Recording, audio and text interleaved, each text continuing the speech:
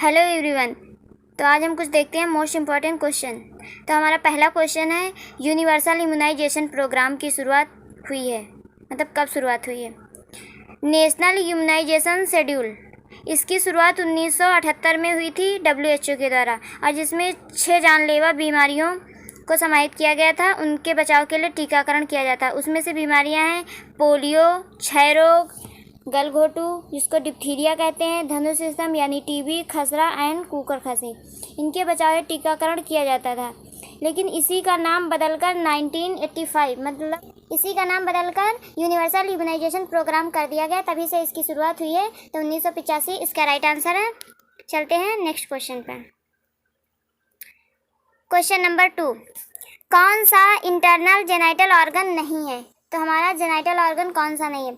Uterus, ovary, mons pubis, fallopian tube. तो इसका answer है mons pubis. Mons pubis external genital organ है, और यूट्रस, ओवरी, फैलोपियन ट्यूब ये सभी हमारे इंटरनल जेनाइटल ऑर्गन हैं। क्वेश्चन नंबर 3, महिला में कितनी गर्भाशयी नलिकाएं या फैलोपियन ट्यूब होती हैं? ऑप्शन है 1, 3, 4, 2। तो इसका सही आंसर है 2। महिला में फैलोपियन ट्यूब की संख्या 2 होती है।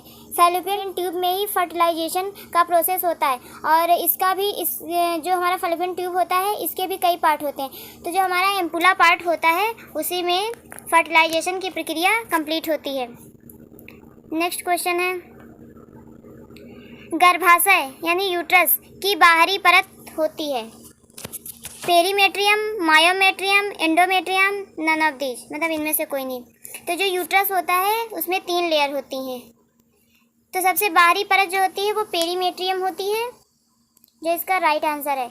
मायोमेट्रियम ये बीच की लेयर होती है, एंडोमेट्रियम या ये अंदर की लेयर होती है। तो हमारा यूट्रस 3 लेयर से बना होता है, पेरीमेट्रियम, मायोमेट्रियम और एंडोमेट्रियम। तो हमारी बाहरी परत है पेरीमेट्रियम।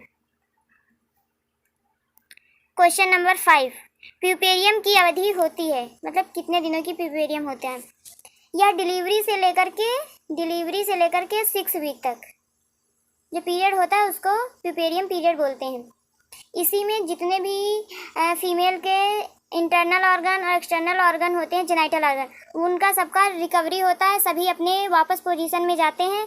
और अगर ये 42 डेज़ के अंदर नहीं हो पाते हैं तो अब नॉर्मल प्यूपेरियम होता है उसमें।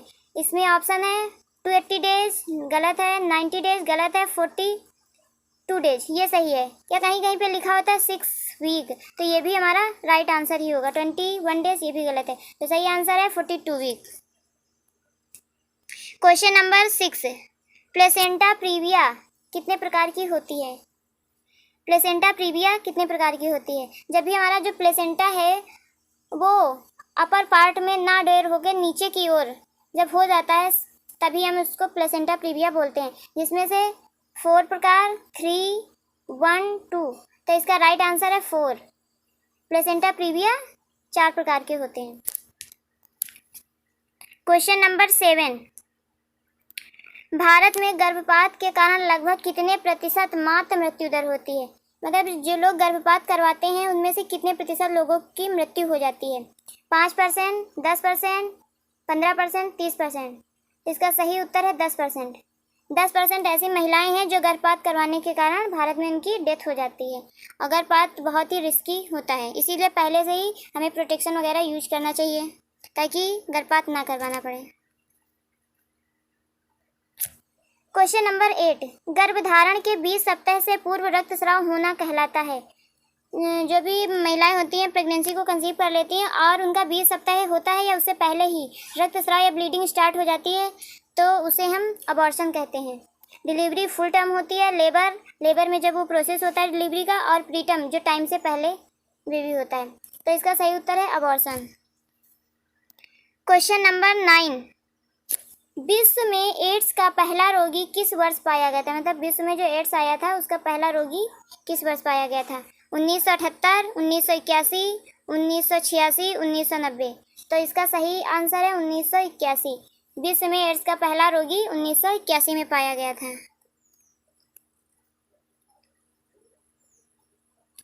क्वेश्चन नंबर 10, बाल विवाह निरोधक अधिनियम बनाया गया था 1919 में, 1932 में, 1939 में, 1949 में।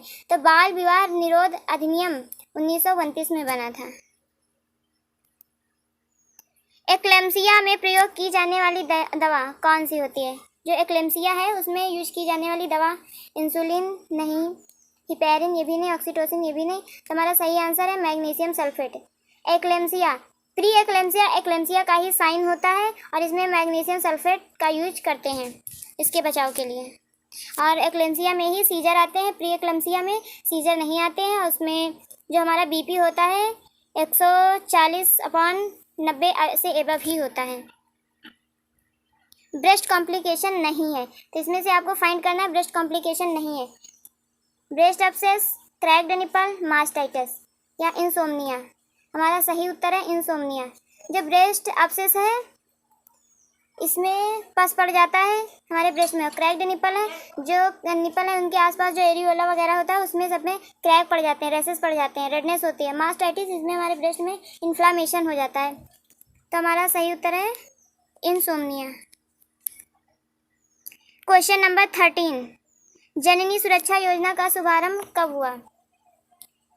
2 अप्रैल 2005 नहीं, 7 अप्रैल 2007 नहीं, 12 अप्रैल 2005 इसका राइट आंसर है ये, और 17 अप्रैल ये भी नहीं। तो हमारा सही उत्तर है 12 अप्रैल 2005 में जननी सुरक्षा योजना का शुभारंभ हुआ था। क्वेश्चन नंबर 14, प्यूपेरियम पीरियड में रक्तस्राव जिसको हम लोकिया कहते हैं की प्रकृति होती है, मतलब इसका नेचर कैसा होता है? क्षारीय, अम्लीय, दोनों या इनमें से कोई नहीं। तो इसका सही उत्तर है क्षारीय।